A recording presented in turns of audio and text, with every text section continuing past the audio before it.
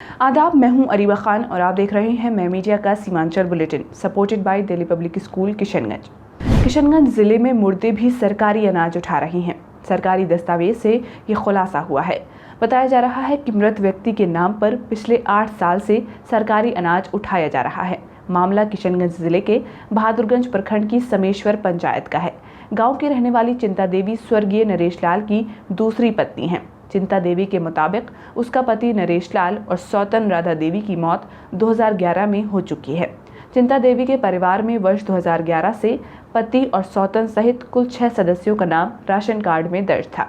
साल 2014 में जारी राशन कार्ड और पीडीएस डीलर के राशन वितरण रजिस्ट्रेशन में दोनों को जिंदा दर्शाया गया है।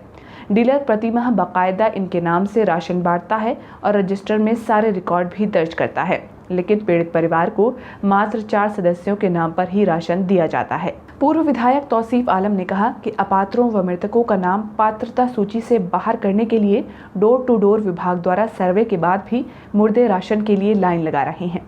उन्होंने बहादुरगंज प्रखंड आपूर्ति पदाधिकारी पर आरोप लगाते हुए कहा कि इनके इशारे पर ही डीलर अनाज चोरी करता है और आपस में ये लोग पैसे का बंदरबाट करते हैं। जब मामले को लेकर पीडीएस डीलर से संपर्क किया गया तो उन्होंने अपने ऊपर लगे आरोपों को बेबुनियाद बताया। साथ ही उन्होंने सारा ठीकरा आपूर्ति विभाग पर ही फोड़ दिया।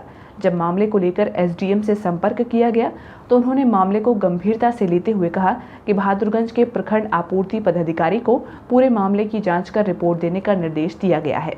यूपी के गाजियाबाद में दीवार गिरने से अररिया के जोकीहाट प्रखंड के 3 युवकों की मौत हो गई है।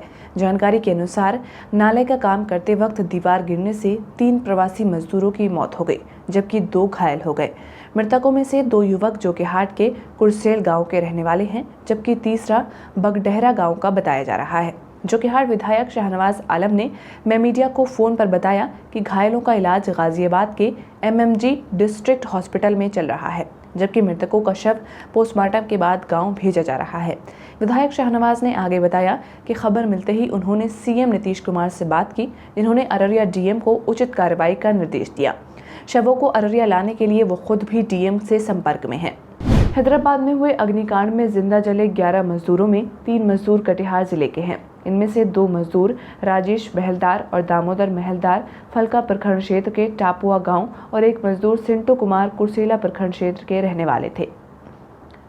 राजस्व पदाधिकारी और पंचायत समिति सदस्य ने कहा कि प्रशासन द्वारा मिली जानकारी पर मृतक मजदूरों के परिवार से मिलकर उनकी सूचना प्रशासन को भेजी जा रही है, ताकि सरकार की तरफ से आपदा से मिलने वाली सहायता इन परिवारों को उपलब्ध हो सके। सिंटू कुमार की पत्नी ने कहा कि उनके पति 3 महीने पहले ही हैदराबाद कमाने के लिए गए थे। रात को फोन आया कि उनकी मौत हो चुकी है। एक और जहां हम चांद पर आशियाना बनाने तक आगे बढ़ चुके हैं, वहीं आज कुछ ऐसे गांव भी हैं जहां लोग झाड़ फूंक में विश्वास करते हैं। कटिहार के अहमदाबाद प्रखंड में घर के रैक पर रखे मोबाइल निकालने के दौरान 9 वर्षीय किशन को जहरीले सांप ने काट लिया। बच्चे के परिजन उसे अस्पताल ले जाने के बजाय अंधविश्वास के चक्कर में पड़कर झाड़ फूंक कराने लगे और जहरीले सांप को पकड़कर शीशे के जार में बंद कर बच्चे के जीवित होने का इंतजार करते रहे। बच्चे की हालत बिगड़ते देख लोगों ने उसे अस्पताल जाने की बात कही। आनन फानन में बच्चे को अस्पताल ले जाया गया, जहां चिकित्सकों ने बच्चे को मृत घोषित कर दिया। स्थानीय लोगों की माने तो अगर बच्चे को ससमय अस्पताल ले जाया गया होता तो उसकी जान बच सकती थी।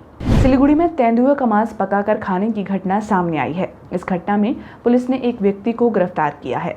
गौरतलब है कि सिलीगुड़ी महकमे के एसएसबी व घोषपुकुर वन विभाग कर्मी ने तेंदुए की खाल व पंजों के साथ 3 लोगों को गिरफ्तार किया। एसएसबी व घोषपुकुर वन विभाग ने गुप्त सूचना के आधार पर शुक्रवार दोपहर सिलीगुड़ी के घोषपुकुर खोड़ीबाड़ी रोड पर एक बाइक जब्त की। तलाशी में बाइक पर सवार 2 लोगों के पास से तेंदुए की खाल और पंजे का पता चला। गिरफ्तार व्यक्तियों से पूछताछ के दौरान एक और व्यक्ति का नाम सामने आया, साथ ही साथ उसे गिरफ्तार भी किया गया। वन विभाग के सूत्रों के मुताबिक गिरफ्तार व्यक्तियों ने हाल ही में इस तेंदुए का शिकार किया था और उसका मांस पकाकर खाया था। उनका इरादा खाल और नाखून निकालकर नेपाल में छुपके से बेचने का था। गिरफ्तार तीनों व्यक्तियों को पुलिस के हवाले कर दिया गया। पुलिस सूत्रों के मुताबिक बुधवार को इलाके में ग्रामीणों ने इसमें शामिल अन्य लोगों को आत्मसमर्पण करने को कहा। साथ ही साथ पुलिस ने कहा कि इसमें शामिल 12 लोगों के नामों की सूची पुलिस को दे दी गई है, जिनमें से 4 लोगों ने आत्मसमर्पण कर दिया है और भी लोग आत्मसमर्पण करेंगे। किशनगंज टाउन थाना क्षेत्र के धर्मगंज मोहल्ला स्थित एक SBI CSP सेंटर में दिन दहाड़े लूट की कोशिश की गई, लेकिन संचालक नासिर आलम की सूझबूझ से लूट को नाकाम कर दिया गया। प्रत्यक्षदर्शियों का कहना है कि बाइक पर सवार होकर 3 अपराधी CSP संचालक से लूट की घटना को अंजाम देने ही वाले थे कि मौके पर ग्रामीणों की भीड़ इकट्ठा हो गई। इसके बाद हवाई फायरिंग करते हुए अपराधी अपनी बाइक छोड़ दूसरे की बाइक लेकर भाग निकले। अपराधियों द्वारा फायरिंग किए जाने से 3 लोग घायल हो गए, जिसमें 2 लोगों को गोली लगी है। घटना के बाद घायलों से पूछताछ के लिए टाउन थाना अध्यक्ष दलबल के साथ सदर अस्पताल पहुंचे। उन्होंने घटना की पुष्टि कर कहा कि मामले की जांच चल रही है। CSP सेंटर का CCTV खराब होने के चलते उसके आसपास के CCTV फुटेज खंगाली जाएगी। उन्होंने दावा किया कि CCTV फुटेज के आधार पर जल्द ही सभी आरोपियों को गिरफ्तार कर जेल भेजा जाएगा। तृणमूल कांग्रेस के उत्तर दिनाजपुर जिला अध्यक्ष कन्हैयालाल अग्रवाल ने बुधवार को इस्लामपुर नगर पालिका के अध्यक्ष पद की शपथ ली।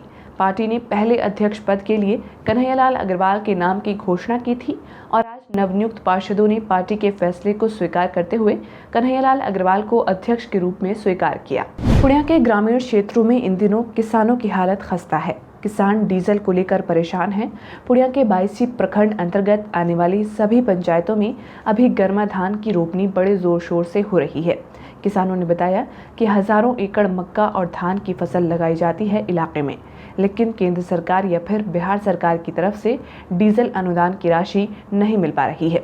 किसानों ने बताया कि डीजल और पेट्रोल सहित घरेलू गैस की कीमतों में उछाल से काफ़ी किसानों को परेशानी का सामना करना पड़ रहा है।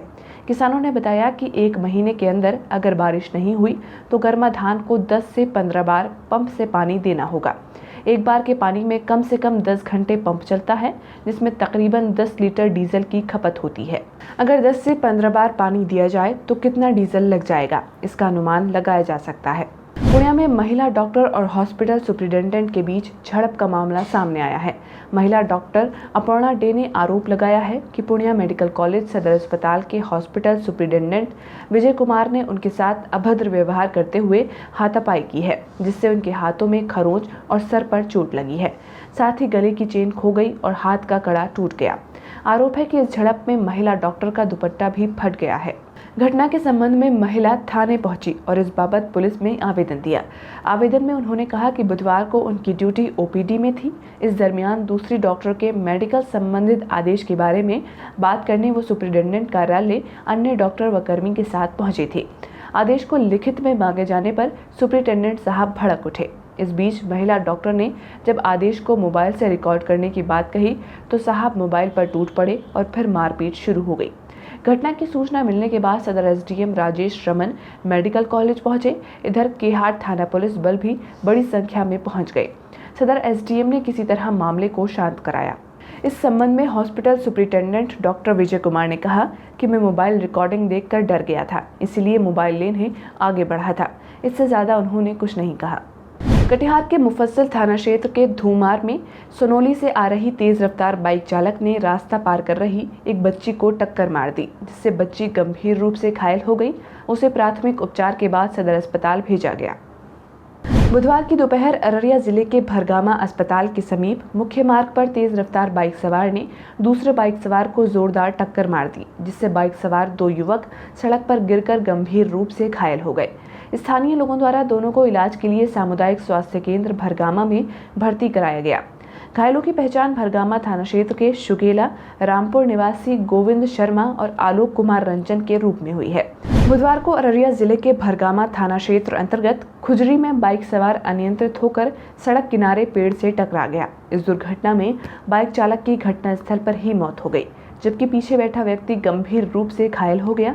स्थानीय लोगों द्वारा दोनों को इलाज के लिए भरगामा के सामुदायिक स्वास्थ्य केंद्र में भर्ती कराया गया, जहां चिकित्सक ने प्राथमिक जांच के बाद एक को मृत घोषित कर दिया है, जबकि घायल व्यक्ति का इलाज चिकित्सक की देखरेख में किया गया।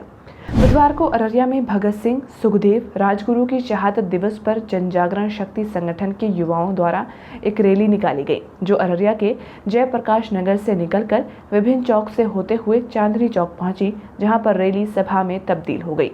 रैली में अररिया के सैकड़ों नौजवान लड़के लड़कियां शामिल हुए और उन्होंने खूब नारे लगाए। रैली के साथ चल रही सुसज्जित कठपुतलियां लोगों के खास आकर्षण का केंद्र बनी रहीं। मैं मीडिया के MLC चुनाव इंटरव्यू सीरीज में दूसरा इंटरव्यू पब्लिश किया जा चुका है। पूर्णिया, अररिया, किशनगंज क्षेत्र से राजद प्रत्याशी अब्दुल सुभान का इंटरव्यू आप हमारे YouTube चैनल और Facebook पेज पर देख सकते हैं। आज के लिए इतना ही। सीमांचल की बड़ी खबरों को और विस्तार से पढ़ने के लिए आप हमारी वेबसाइट mymedia.in पर भी जा सकते हैं।